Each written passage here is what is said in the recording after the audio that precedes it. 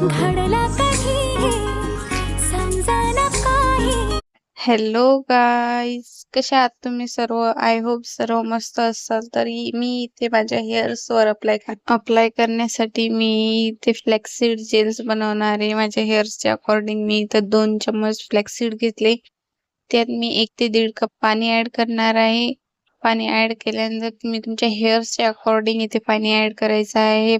आणि नंतर याला जे आहे मीडियम गॅसवरती 10 ते 15 मिनिट याला उकळवायचं आहे. चांगले ज्या अलसीच्या ज्या बिया आहेत त्या चांगल्या प्रकारे शिजल्या पाहिजे आणि त्याचा जो रस आहे, त्याचा जो अर्क आहे तो या वॉटरमध्ये जो आहे ऍड झाला पाहिजे.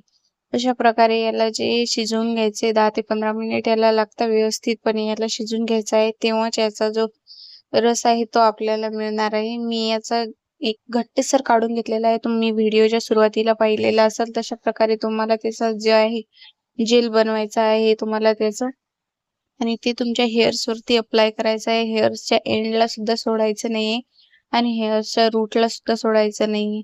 हेअरच्या रूट्सला लावल्यानं हे बेनिफिट मिळतात आपल्याला की आपले जे हेअर्सचे रूट आहेत, जिथून आपले हेअर्स जे आहेत ते एक्झॅक्ट तुटून खाली येतात. केस कॉम्ब करता वेळा का केस विचारता वेळी ते झाले नाही पाहिजेत. त्यासाठी आपल्याला आपल्या हेअर्सच्या रूटवरती याला चांगल्या प्रकारे अप्लाय करायचं आहे आणि हेअर्सच्या एंडिंग पार्टला सुद्धा आपल्याला याला व्यवस्थित अप्लाय करायचं आहे. हेअर्सचे एंड जे आपले फाटे फुटलेले असतात हे जेल त्यावर लावल्याने ते फाटे निघून जातात आणि केसाला परत फाटे येत नाहीत. त्यासाठी आपल्याला हेअर्सच्या एंडला सुद्धा हे जेल जे आहे ते अप्लाय करायचं आहे आणि चांगल्या प्रकारे आपल्याला आपल्या हेअरची जे मसाज करायची आहे, तुम्ही तुमच्या हँड्सने सुद्धा मसाज करू शकता किंवा मसाजर सुद्धा तुम्ही इथे वापरू शकता. त्यानंतर अशा प्रकारे आपल्या हेअर्सचा जो आहे तो बन बांधून घ्यायचा आहे आणि 1.5 ते 2 तासानंतर तुम्हाला तुमचा हेअर वॉश करायचा आहे. Bye, take care.